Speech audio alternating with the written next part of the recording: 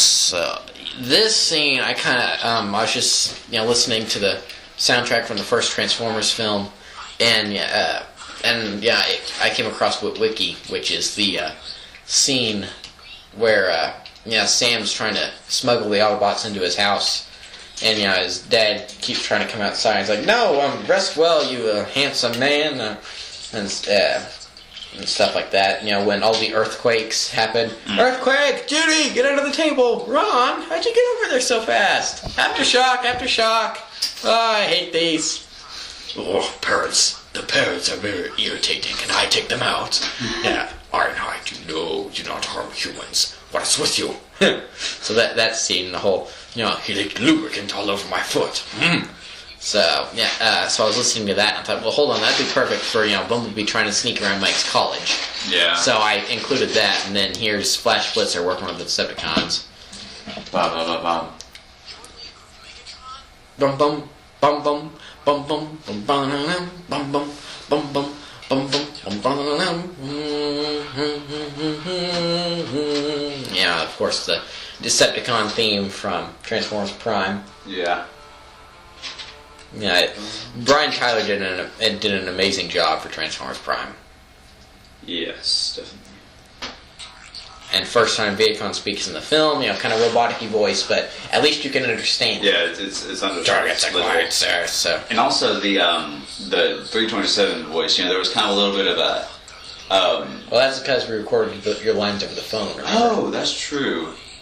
And that actually worked out pretty good because it was understandable, and it kind of added that kind of like radio over the radio sound. Yeah, see, I don't like to record things over the phone though, but I do like how it sounds like it's through a radio, like it through a helmet. Yeah. So I do want to figure out a way to do that. You could probably just what you could do, like for when there's a transmission coming in or whatever, if they're talking on their comms, then you could just just do it over the phone, so it's obvious that it's not just a disembodied voice, But I think this is the last scene filmed in this set, and it kind of saddened me to have to tear it down, but, at the same time, progress, and I filmed all of these at once, so it's not like I rebuilt it every time.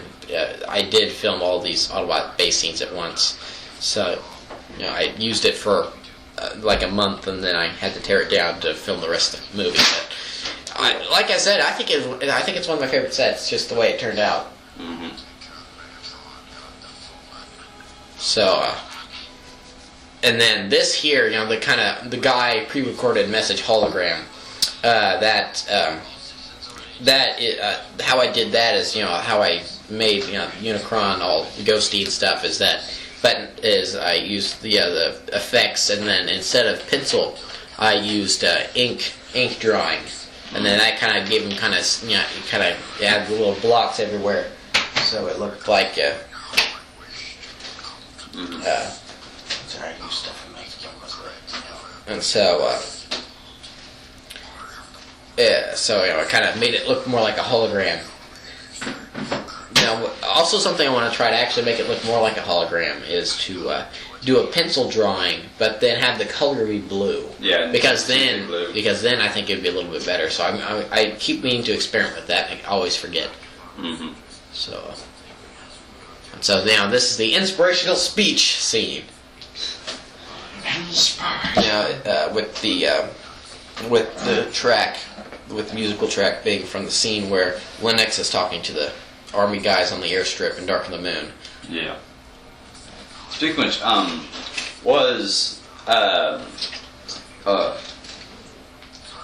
in the Transformers movie was I forget his name.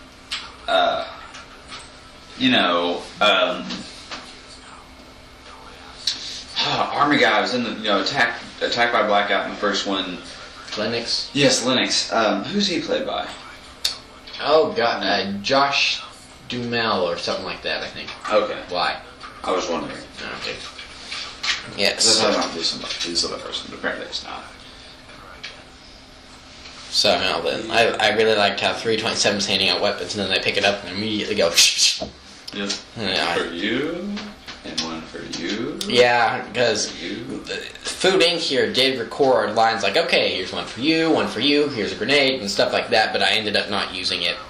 Yeah. Unfortunately, but it just didn't work. I wanted it to, and there's even lines in the script for him like, weapons, get your weapons, like a hot dog vendor at a baseball game. But unfortunately, I thought it didn't really work that well, so I had to cut it out. But that's kind of cartoony bomb falling, but and then rubble. Yeah, with Steve's head being included there. So, and then this little running scene toward the wall, I think could have been a little better because Ratchet, he teleports off to the side a little bit, but and the camera moves a bit, but overall it's not that bad. Mm-hmm. And really, the kind of wall defense here, it looks pretty good actually. I mean. Another explosion, and this is really when I first thought, hey, let's put some rubble in here. So I sprinkled bricks everywhere. Yeah, sprinkled them bricks. That's not something I thought I'd ever use in this instance. Yeah, you don't usually sprinkle normal bricks, but no, but Lego bricks, sure. Wheeljack.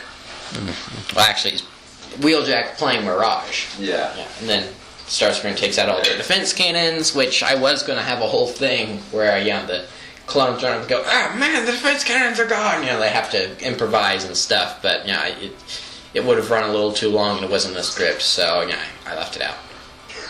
So then we cut to the awesome, but unfortunately short, climactic Megatron versus Optimus scene, and beautiful transformation there if I do say so myself. I mean, the film really, It is, the beginning is kind of slow, but the quality it's a really good film overall. But I think the end of it really excels. Yeah. Especially a scene coming up here pretty soon. Yes. That you were talking about earlier. Yeah. This is the end sequence I was talking about earlier in the commentary. Yeah. It is my favorite. This whole just about from here on is great. Right. And then I was really I thought that he would be able to hold it, and I was really happy that he was. But the axe from the Transformers Animated Deluxe Optimus that I'd used in the previous films for Optimus, and then it got its upgrade at the end of 4, and I was really glad that the Dark of the Moon figure could hold his axe. Just kind of the shout out to he did have that at one point, and he has it back now. And so, because actually Optimus has always had an axe. Mm-hmm. Some sort. Yeah, because in G1 they had the weird. Their hands go in their arms, and then you've got the plasma weapons coming out. But I mean, he's always been an axe kind of guy.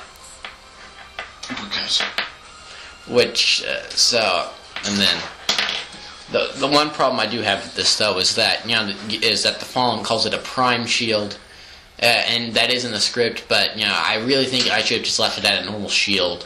And then, Megatron, he just determined that Megatron is always hard-headed. Yeah. Literally and metaphorically. Ow! Hey! Also, he got knocked inside the shield. Yeah, so so I think I should have just left it at a normal. Off this one, yes. And so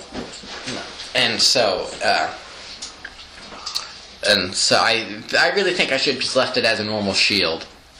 Oh, but and then there's the touch. You got the touch, baby. It's my theme song.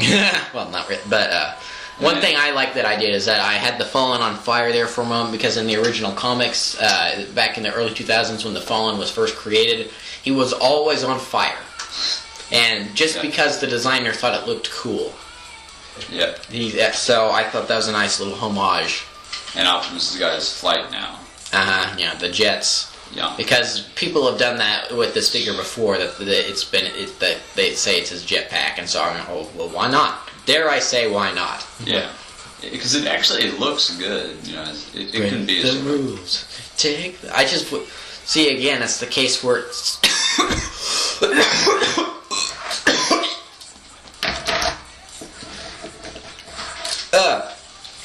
okay.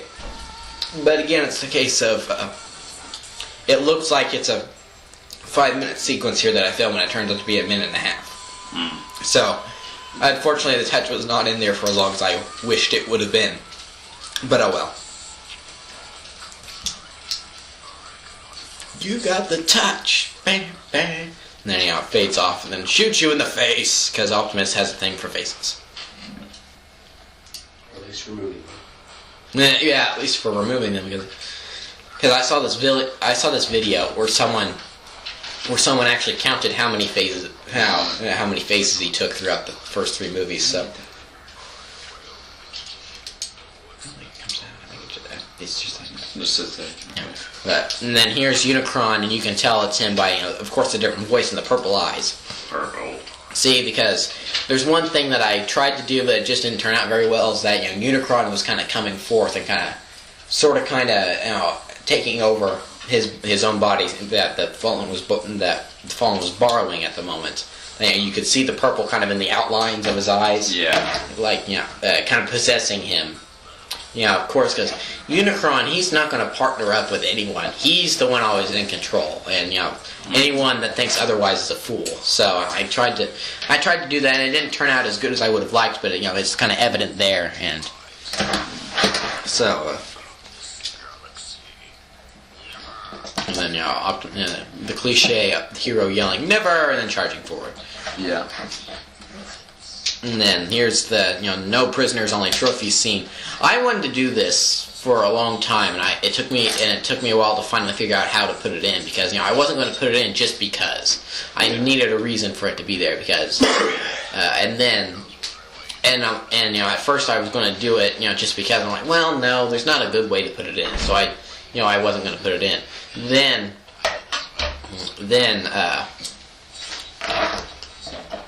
I come up with the Dead End character. I didn't invent the character. I just decided to include him in here. And then I thought of this interesting story arc for him, where he could, be a Decepticon that quit because he doesn't want to fight anymore. But then he's forced to join to protect the human that he's partnered with, even though he's not the nicest human, and and all that. And so, and I thought, well, hold on. And then his big redemption can be the no prisoners, only trophies scene. And so I thought, oh, that's perfect. Yes, I can put it in.